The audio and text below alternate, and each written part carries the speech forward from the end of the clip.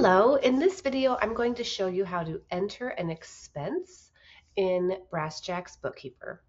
You have a few options to do this. If you have a credit card or debit card expense, you will select credit card payment. And then up here you're going to choose whether it's your debit card or your credit card. Then you'll select your vendor.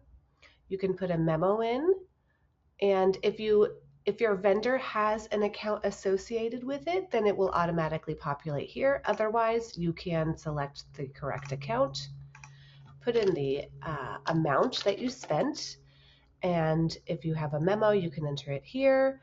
If you want to code this to a job, you may do that here, and of course you can select the department under department.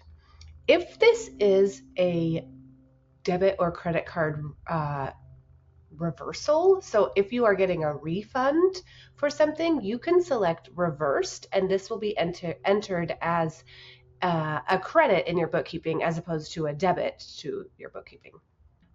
We will save and close. Now, if you want to enter something such as a ACH or EFT payment, or if you're paying something with cash, you're going to select cash payment. If you're still seeing this video, that means we haven't updated the wording here yet. This is soon going to say ACH and EFT. So you'll select that, and you'll go ahead and enter your vendor, the amount, same as with the other expense, job, department, etc.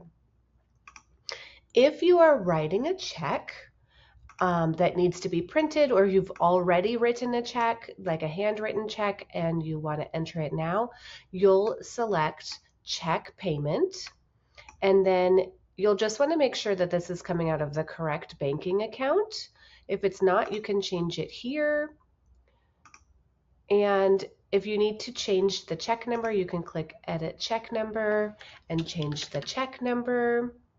If you need to change the date, you can do that as well. Leave this as outstanding and select who you're paying.